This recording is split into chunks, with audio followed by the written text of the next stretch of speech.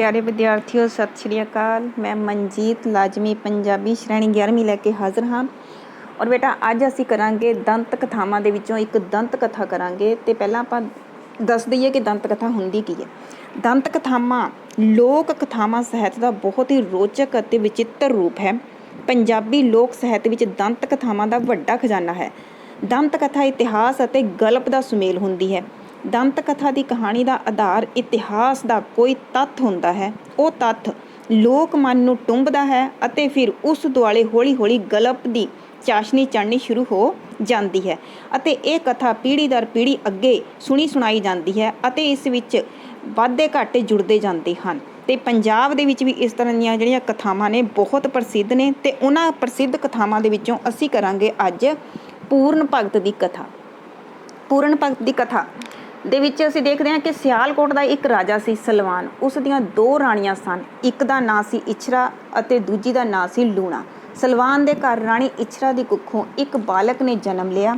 ਉਸ ਦਾ ਨਾਂ ਪੂਰਨ ਰੱਖਿਆ ਗਿਆ। ਕਹਿੰਦੇ ਹਨ ਕਿ ਜੋਤਸ਼ੀਆਂ ਨੇ ਰਾਜਾ ਸਲਵਾਨ ਨੂੰ ਇਹ ਭਰਮ ਪਾ ਦਿੱਤਾ ਕਿ 12 ਵਰ੍ਹਿਆਂ ਤੱਕ ਪੂਰਨ ਦਾ ਮੂੰਹ ਵੇਖਣਾ ਉਸ ਲਈ ਅਸ਼ੁਭ ਹੋਵੇਗਾ। ਇਸ ਕਰਕੇ ਰਾਜਾ ਸਲਵਾਨ ਨੇ ਪੂਰਨ ਨੂੰ 12 ਵਰ੍ਹਿਆਂ ਤੱਕ ਭੋਰੇ ਵਿੱਚ ਰੱਖਣ ਦਾ ਹੁਕਮ ਦੇ ਦਿੱਤਾ। 12 ਵਰ੍ਹੇ ਬੀਤ ਜਾਣ ਪਿੱਛੋਂ ਪੂਰਨ ਭੋਰਿਓਂ ਨਿਕਲ ਕੇ ਆਪਣੇ ਪਿਤਾ ਰਾਜਾ ਸਲਵਾਨ ਨੂੰ ਮਿਲਣ ਲਈ ਗਿਆ। ਰਾਜਾ ਸਲਵਾਨ ਨੇ ਪੂਰਨ ਨੂੰ ਪਿਆਰ ਕਰਦੇ ਹੋਏ ਆਦੇਸ਼ ਦਿੱਤਾ ਕਿ ਉਹ ਆਪਣੀਆਂ ਮਾਵਾਂ ਨੂੰ ਮਿਲ ਕੇ ਆਵੇ। ਪਹਿਲਾਂ ਉਹ ਲੂਣਾ ਨੂੰ ਉਸ ਦੇ ਮਹਿਲਾਂ ਵਿੱਚ ਜਾ ਕੇ ਮਿਲੇ ਅਤੇ ਫਿਰ ਰਾਣੀ ਇਛਰਾ ਨੂੰ। ਆਪਣੇ ਪਿਤਾ ਦੀ ਆਗਿਆ ਅਨੁਸਾਰ ਪੂਰਨ ਲੂਣਾ ਨੂੰ ਪ੍ਰਣਾਮ ਕਰਨ ਲਈ ਗਿਆ। ਜਵਾਨ ਹੋਏ ਪੂਰਨ ਦੀ ਸੁੰਦਰਤਾ ਨੂੰ ਵੇਖ ਕੇ ਲੂਣਾ ਦੰਗ ਰਹਿ ਗਈ। ਪੂਰਨ ਉਸ ਤੋਂ ਮਾਂ ਵਾਲਾ ਆਸ਼ੀਰਵਾਦ ਚਾਹੁੰਦਾ ਸੀ, ਪਰ ਲੂਣਾ ਤਾਂ ਉਲਟਾ ਪੂਰਨ ਉੱਤੇ ਮੋਹਿਤ ਹੋ ਚੁੱਕੀ ਸੀ। ਜਦੋਂ ਉਹ ਪੂਰਨ 'ਤੇ ਮੋਹਿਤ ਹੋ ਚੁੱਕੀ ਸੀ, ਉਹ ਪੂਰਨ ਨੂੰ ਆਪਣੇ ਪੁੱਤਰ ਦੀ ਥਾਂ ਪ੍ਰੇਮੀ ਦੇ ਰੂਪ ਵਿੱਚ ਵੇਖਣ ਲੱਗੀ। ਪਰ ਪੂਰਨ ਦੀਆਂ ਨਜ਼ਰਾਂ ਵਿੱਚ ਲੂਣਾ ਕੇਵਲ ਮਾਂ ਹੀ ਸੀ। ਪੂਰਨ ਨੂੰ ਲੂਣਾ ਦੀ ਇਸ ਸੋਚ ਕਾਰਨ ਭਾਰੀ ਨਿਰਾਸ਼ਾ ਹੋਈ ਅਤੇ ਉਹ ਕਾਹਲੀ ਕਾਹਲੀ ਲੂਣਾ ਦੇ ਮਹਿਲ ਵਿੱਚੋਂ ਨਿਕਲ ਆਇਆ। ਦੂਜੇ ਪਾਸੇ ਲੂਣਾ ਨੂੰ ਬਹੁਤ ਗੁੱਸਾ ਆਇਆ ਕਿ ਪੂਰਨ ਨੇ ਉਸਦੀ ਭਾਵਨਾ ਨੂੰ ਠੁਕਰਾ ਦਿੱਤਾ ਹੈ। ਉਸਨੇ ਆਪਣੀ ਬੇਇੱਜ਼ਤੀ ਮਹਿਸੂਸ ਕੀਤੀ ਅਤੇ ਉਹ ਉਸ ਤੋਂ ਬਦਲਾ ਲੈਣ ਲਈ ਬੇਚੈਨ ਹੋ ਗਈ। ਲੂਣਾ ਦੇ ਮਹਿਲਾਂ ਵਿੱਚੋਂ ਪੂਰਨ ਦੇ ਵਾਪਸ ਜਾਣ ਪਿੱਛੋਂ ਲੂਣਾ ਨੇ ਇੱਕ ਨਵੀਂ ਸਾਜ਼ਿਸ਼ ਰਚੀ। ਉਸਨੇ ਆਪਣੇ ਕੱਪੜੇ ਪਾੜ ਲਏ ਅਤੇ ਵਾਲ ਖਿਲਾਰ ਲਏ ਅਤੇ ਰਾਜੇ ਦੇ ਮਹਿਲੀ ਪਰਤਣ ਤੱਕ ਮੰਦਾ ਹਾਲ ਕਰਕੇ ਪੈ ਗਈ। ਰਾਜੇ ਸਲਵਾਨ ਨੇ ਉਸਦੇ ਹਾਲੋ ਬੇਹਾਲ ਹੋਣ ਦਾ ਕਾਰਨ ਪੁੱਛਿਆ। ਲੂਣਾ ਨੇ ਝੂਠੀ ਕਹਾਣੀ ਘੜ ਕੇ ਰੋਂਦੇ ਪਿੱਟਦੇ ਹੋਏ ਦੱਸਿਆ ਕਿ ਪੂਰਨ ਮਾਂ ਪੁੱਤਰ ਦੇ ਰਿਸ਼ਤੇ ਦੀ ਮਰਿਆਦਾ ਦਾ ਸਤਿਕਾਰ ਭੁੱਲ ਕੇ ਉਸਦੀ ਸੁੰਦਰਤਾ ਵੇਖ ਕੇ ਉਸ 'ਤੇ ਡੁੱਲ ਗਿਆ। ਰਾਜਾ ਸਲਵਾਨ ਨੇ ਲੂਣਾ ਦੀਆਂ ਤੋਹਮਤਾਂ ਨੂੰ ਸੱਚ ਮੰਨ ਲਿਆ ਅਤੇ ਉਸੇ ਸਮੇਂ ਉਸਨੇ ਪੂਰਨ ਨੂੰ ਸੱਦ ਕੇ ਬਿਨਾਂ ਉਸਦੀ ਗੱਲ ਸੁਣੇ ਜਲਾਦਾਂ ਦੇ ਹਵਾਲੇ ਕਰਕੇ ਹੁਕਮ ਦੇ ਦਿੱਤਾ ਕਿ ਉਹ ਪੂਰਨ ਨੂੰ ਮਾਰ ਕੇ ਕਿਸੇ ਖੂਹ ਵਿੱਚ ਸੁੱਟ ਦੇਣ। ਰਾਜੇ ਦੇ ਹੁਕਮਾਂ ਦੀ ਪਾਲਣਾ ਕਰਦੇ ਹੋਏ ਜਲਾਦ ਭੋਲੇ ਭਾਲੇ ਪੂਰਨ ਨੂੰ ਫੜ ਕੇ ਲੈ ਗਏ। ਪਰ ਉਹਨਾਂ ਨੂੰ ਪਤਾ ਸੀ ਕਿ ਪੂਰਨ ਨਿਰਦੋਸ਼ ਹੈ। ਉਹਨਾਂ ਨੂੰ ਮਾਸੂਮ ਪੂਰਨ ਉੱਤੇ ਤਰਸ ਆ ਗਿਆ, ਸੋ ਉਹਨਾਂ ਨੇ ਪੂਰਨ ਨੂੰ ਜਾਨੋਂ ਮਾਰਨ ਦੀ ਥਾਂ ਉਸ ਦੇ ਹੱਥ ਪੈਰ ਕੱਟ ਕੇ ਇੱਕ ਸੁੱਕੇ ਖੂਹ ਵਿੱਚ ਸੁੱਟ ਦਿੱਤਾ। ਰਾਜੇ ਦੀ ਸੰਤੁਸ਼ਟੀ ਲਈ ਉਹਨਾਂ ਨੇ ਪੂਰਨ ਦੇ ਕੁਝ ਕੱਪੜੇ ਲਹੂ ਨਾਲ ਲਿਬੜੇ ਰਾਜੇ ਨੂੰ ਵਿਖਾ ਦਿੱਤੇ। ਸਬੱਬ ਨਾਲ ਉਸ ਰਾਹੋਂ ਜੋਗੀ ਗੋਰਖਨਾਥ ਅਤੇ ਉਸ ਦੇ ਚੇਲਿਆਂ ਦੀ ਟੋਲੀ ਲੰਘੀ। ਉਹਨਾਂ ਨੇ ਉਸ ਸੁੰਨੇ ਖੂਹ ਵਿੱਚੋਂ ਹਾਏ ਹਾਏ ਦੀ ਦਰਦ ਭਰੀ ਆਵਾਜ਼ ਸੁਣੀ। ਖੂਹ ਵਿੱਚ ਤੱਕਣ 'ਤੇ ਉਹਨਾਂ ਨੇ ਪੂਰਨ ਨੂੰ ਵੇਖਿਆ। ਗੁਰੂ ਗੋਰਖਨਾਥ ਨੇ ਪੂਰਨ ਤੋਂ ਉਸ ਬਾਰੇ ਪੁੱਛਿਆ। ਪੂਰਨ ਨੇ ਆਪਣੀ ਹੱਡ ਬੀਤੀ ਜਿਉਂ ਦੀ ਤਿਉਂ ਸੁਣਾ ਦਿੱਤੀ। ਗੁਰੂ ਗੋਰਖਨਾਥ ਨੇ ਪੂਰਨ ਨੂੰ ਕਿਹਾ, ਮੈਂ ਤੇਰਾ ਸੱਚ ਪਰਖਣ ਲਈ ਕੱਚੇ ਸੂਤ ਦਾ ਇੱਕ ਧਾਗਾ ਖੂਹ ਵਿੱਚ ਲਮਕਾਉਂਦਾ ਹਾਂ। ਜੇ ਤੂੰ ਸੱਚਾ ਹੈ ਤਾਂ ਇਸ ਨਾਲ ਖੂਹ ਵਿੱਚੋਂ ਬਾਹਰ ਆ ਜਾ। ਪੂਰਨ ਕੱਚੇ ਧਾਗੇ ਨੂੰ ਫੜ ਕੇ ਹੌਲੀ ਹੌਲੀ ਖੂਹ ਵਿੱਚੋਂ ਬਾਹਰ ਆ ਗਿਆ। ਪੂਰਨ ਦਾ ਸੱਤ ਤੇ ਤੇਜ ਵੇਖ ਕੇ ਜੋਗੀ ਜੈ ਜੈਕਾਰ ਕਰਨ ਲੱਗੇ। ਤਦ ਗੁਰੂ ਗੋਰਖਨਾਥ ਨੇ ਪੂਰਨ ਦੇ ਸਿਰ 'ਤੇ ਹੱਥ ਫੇਰਿਆ ਤੇ ਆਪਣੀ ਸ਼ਕਤੀ ਨਾਲ ਉਸ ਨੂੰ 9x9 ਕਰ ਦਿੱਤਾ। ਇਸ ਪਿੱਛੋਂ ਪੂਰਨ ਨੇ ਗੋਰਖਨਾਥ ਤੋਂ ਯੋਗ ਧਾਰਿਆ ਤੇ ਉਹ ਇੱਕ ਜੋਗੀ ਬਣ ਗਿਆ। ਗੋਰਖਨਾਥ ਦੇ ਹੋਰ ਚੇਲਿਆਂ ਵਾਂਗ ਪੂਰਨ ਵੀ ਸਮੇਂ-ਸਮੇਂ ਨਗਰਾਂ ਵਿੱਚ ਭਿੱਖਿਆ ਲੈਣ ਜਾਂਦਾ। ਇੱਕ ਵਾਰੀ ਪੂਰਨ ਜੋਗੀ ਰਾਣੀ ਸੁੰਦਰਾਂ ਦੇ ਮਹਿਲੀਂ ਭਿੱਖਿਆ ਮੰਗਣ ਗਿਆ। ਰਾਣੀ ਸੁੰਦਰਾਂ ਨੇ ਮਹਿਲਾਂ ਉੱਤੋਂ ਪੂਰਨ ਨੂੰ ਵੇਖਿਆ। ਉਹ ਪੂਰਨ ਦੇ ਰੂਪ ਅਤੇ ਤੇਜ ਨੂੰ ਵੇਖ ਕੇ ਉਸ ਉੱਤੇ ਡੁੱਲ ਗਈ। ਸੁੰਦਰਾਂ ਨੇ ਮੋਤੀਆਂ ਨਾਲ ਭਰਿਆ ਥਾਲ ਪੂਰਨ ਦੀ ਝੋਲੀ ਪਾ ਦਿੱਤਾ। ਪੂਰਨ ਨੇ ਜਦੋਂ ਇਹ ਥਾਲ ਮੋਤੀਆਂ ਨਾਲ ਭਰਿਆ ਹੋਇਆ ਆਪਣੇ ਗੁਰੂ ਗੋਰਖਨਾਥ ਨੂੰ ਦਿੱਤਾ ਤਾਂ ਗੋਰਖਨਾਥ ਨੇ ਕਿਹਾ ਕਿ ਉਹਨਾਂ ਨੂੰ ਮੋਤੀਆਂ ਦੀ ਨਹੀਂ, ਉਹਨਾਂ ਨੂੰ ਭੋਜਨ ਦੀ ਲੋੜ ਹੈ।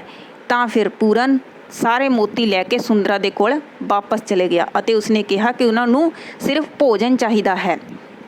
ਤੇ ਗੋਰਖਨਾਥ ਸੁੰਦਰਾ ਦੀ ਤੇ ਜਦੋਂ ਸੁੰਦਰਾ ਨੂੰ ਇਹ ਕਿਹਾ ਗਿਆ ਕਿ ਭੋਜਨ ਚਾਹੀਦਾ ਹੈ ਤਾਂ ਸੁੰਦਰਾ ਨੇ ਆਪਣੇ ਹੱਥੀਂ ਭੋਜਨ ਬਣਾ ਕੇ ਪਿਆਰ ਨਾਲ ਗੋਰਖਨਾਥ ਅਤੇ ਉਸਦੇ ਚੇਲਿਆਂ ਨੂੰ ਖਿਲਾਇਆ, ਜਿਸ ਤੋਂ ਗੋਰਖਨਾਥ ਬਹੁਤ ਖੁਸ਼ ਹੋਏ।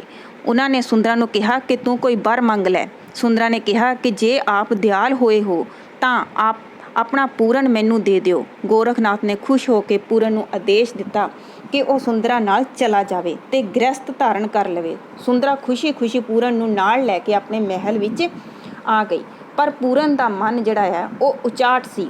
ਉਸ ਨੂੰ ਸੁੰਦਰ ਮਹਿਲਾਂ ਅਤੇ ਸੁੰਦਰਾ ਦੇ ਮਹਿਲ ਵਿੱਚ ਰਹਿਣ ਦੀ ਕੋਈ ਖੁਸ਼ੀ ਨਹੀਂ ਸੀ। ਸੁੰਦਰਾ ਨੇ ਪੂਰਨ ਨੂੰ ਕਿਹਾ ਕਿ ਮੈਂ ਤੁਹਾਡੇ ਖੁਸ਼ ਰਹਿਣ 'ਤੇ ਹੀ ਖੁਸ਼ ਹੋ ਸਕਾਂਗੀ। ਪੂਰਨ ਨੇ ਇਹਨਾਂ ਸਾਰੇ ਅਡੰਬਰਾਂ ਤੋਂ ਮੁਕਤ ਰਹਿਣ ਦੀ ਆਪਣੀ ਇੱਛਾ ਸੁੰਦਰਾ ਨੂੰ ਦੱਸੀ। ਤਦ ਸੁੰਦਰਾ ਨੂੰ ਵੀ ਕੋਈ ਉਜਰ ਨਾ ਰਿਹਾ ਤੇ ਪੂਰਨ ਮੁੜ ਗੁਰੂ ਗੋਰਖਨਾਥ ਕੋਲ ਆ ਗਿਆ। ਲੰਮਾ ਸਮਾਂ ਬੀਤ ਜਾਣ 'ਤੇ ਇੱਕ ਵਾਰੀ ਪੂਰਨ ਜੋਗੀ ਦੇ ਰੂਪ ਵਿੱਚ ਸਿਆਲਕੋਟ ਵਿੱਚ ਗਿਆ। ਉਦੋਂ ਤੱਕ ਉਹ ਪੂਰਨ ਭਗਤ ਵਜੋਂ ਪ੍ਰਸਿੱਧ ਹੋ ਚੁੱਕਾ ਸੀ। ਕਹਿੰਦੇ ਹਨ ਕਿ ਪੂਰਨ ਦੇ ਜਾਣ ਨਾਲ ਰਾਜੇ ਦਾ ਉਹ ਸੁੱਕਾ ਬਾਗ ਜਿੱਥੇ ਪੂਰਨ ਠਹਿਰਿਆ ਸੀ ਹਰਾ ਹੋ ਗਿਆ। ਰਾਣੀ ਇੱਛਰਾ ਆਪਣੇ ਪੁੱਤਰ ਦੇ ਵਿਜੋਗ ਵਿੱਚ ਰੋ ਰੋ ਕੇ ਅੰਨੀ ਹੋ ਚੁੱਕੀ ਸੀ। ਸ਼ਹਿਰ ਵਿੱਚ ਪੂਰਨ ਭਗਤ ਦੇ ਪਹੁੰਚਣ ਦੀ ਖਬਰ ਸੁਣ ਕੇ ਉਹ ਵੀ ਉਸ ਦੇ ਦਰਸ਼ਨਾਂ ਲਈ ਆਈ। ਕਿਹਾ ਜਾਂਦਾ ਹੈ ਕਿ ਪੂਰਨ ਦੇ ਬੋਲ ਸੁਣ ਕੇ ਇੱਛਰਾ ਨੇ ਉਸ ਨੂੰ ਪਛਾਣ ਲਿਆ ਅਤੇ ਉਸ ਦੀ ਨਜ਼ਰ ਵਾਪਸ ਆ ਗਈ। ਉੱਧਰ ਔਲਾਦ ਨਾ ਹੋਣ ਕਾਰਨ ਨਿਰਾਸ਼ ਹੋਈ ਲੂਣਾ ਵੀ ਰਾਜਾ ਸਲਵਾਨ ਨੂੰ ਨਾਲ ਲੈ ਕੇ ਪੂਰਨ ਕੋਲ ਆ ਪਹੁੰਚੀ। ਪੂਰਨ ਭਗਤ ਨੇ ਦੱਸਿਆ ਕਿ ਰਾਜਾ ਸਲਵਾਨ ਦੇ ਇੱਕ ਪੁੱਤਰ ਪਹਿਲਾਂ ਹੀ ਸੀ, ਹੁਣ ਉਹ ਦੁਬਾਰਾ ਪੁੱਤਰ ਮੰਗਣ ਕਿਉਂ ਆਏ ਹਨ।